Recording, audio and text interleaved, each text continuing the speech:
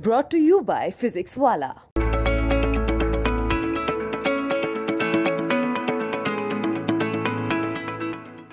बिहार में सियासी इफ्तार का दौर जारी है।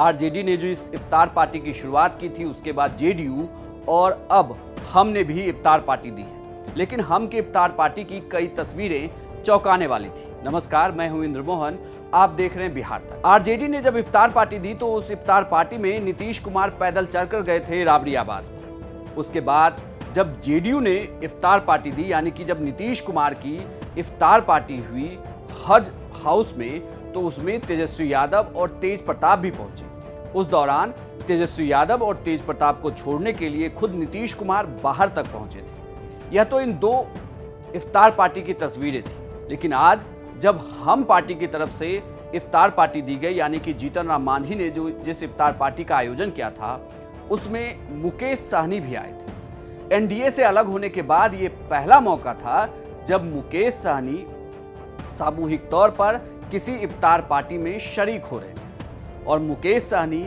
चिराग पासवान के साथ आए थे। चिराग पासवान के साथ ही वो इफ्तार पार्टी में पहुंचे थे और वो जहां बैठे हुए थे उनके साथ शाहनवाज हुसैन, बीजेपी के दिग्गज नेता और बिहार में उद्योग मंत्री, वो भी इस इफ्तार पार्टी में मौजूद थे। नीतीश कुमार भी थे, तारकिशोर प्रसाद भी थे। हालांकि मुकेश सहनी, चिराग पासवान की किसी तरीके की बातचीत नहीं हुई, सिर्फ आंखों से आंखें मिली, नेताओं ने उसी के जरिए जवाब दिया और कोई बातचीत नहीं हुई। लेकिन मुकेश सहनी, शाहनवाज हुसैन और चिराग पासवान बात करते हुए दिखे। दरअसल मुकेश सहनी ने बोचहा चुनाव में जो उम्मीदवार उतारा था, उसकी वजह से ये कहा जा रहा है कि बीजेपी की बोचहा उपचुनाव में हार हुई। उसके बाद ये पहला मौका था जब ये दोनों नेता एक साथ पहुंचे थे। हालांकि जीतन राम मांझी की सभी नेताओं से बनती है, लेकिन खबरों की माने तो जीतन राम मांझी ही एक ऐसे नेता हैं जिनकी मुकेश सहनी से भी आज उतनी ही बनती है जितनी चिराग पासवान से और इवन नीतीश कुमार तक से। ऐसे में सवाल उठता है कि जेडीयू और आरजेडी के जिस इफ्तार पार्टी में मुकेश सहनी नहीं पहुंचे थे, वो आज इस इफ्तार पार्टी में पहुंचकर क्या मैसेज देना चाहते थे। हालांकि इसके बाद चिराग पासवान और मुकेश सहनी फिर कांग्रेस की भी इफ्तार पार्टी में दिखे।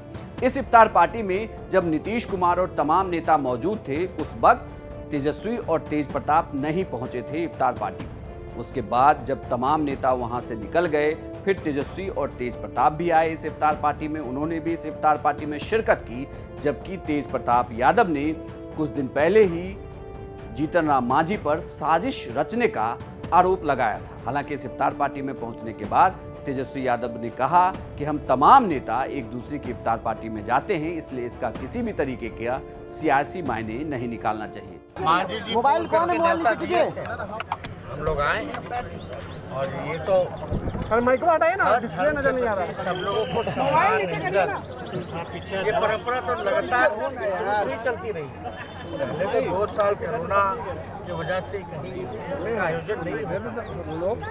और हर त्योहार, अरे डीटीपी नीचे कर यार, थोड़ा सा नीचे कर दे भाई टीटी। नीचे करिए ना भाई, खाली माइक के दिख रहा है। हर चीज जो है हम लोग मिलकर ले लेना। जब छठ मेरी माँ किया करती थी तो सब लोग आते थे, अर्घ दिया करते थे। तो इसमें कोई तो खुशी का पल है और ये शांति, अमन, चैन सभी धर्मों के प्रति रहे। बिहार में इफ्तार के बहाने सियासी मुलाकात जारी है। इसका परिणाम क्या होगा, इसको देखने के लिए थोड़े दिनों का इंतजार करना होगा, क्योंकि ये कहा जा रहा है कि बिहार में कैबिनेट एक्सपेंशन भी होना है। कैबिनेट एक्सपेंशन में बीजेपी के कुछ नेताओं के पोर्टफोलियो बदल सकते हैं, कुछ नेताओं की छुट्टी हो सकती है। वहीं लगातार हम पार्टी की तरफ से भी अपनी मांग उठती रही है कि उनकी पार्टी की तरफ से भी एक और मंत्री बनाया जाए। तो अब यह देखना होगा कि जो विभाग मुकेश सहनी से छीना गया है, क्या उसे जीतन राम मांझी की पार्टी को दिया जाता है क्या। यह पूरी जानकारी आपको कैसी लगी, हमें कमेंट बॉक्स में लिखकर जरूर बताइएगा। और बिहार की तमाम छोटी बड़ी खबरों के लिए आप देखते रहिए बिहार तक और हमारे तक ऐप को भी डाउनलोड कर लें।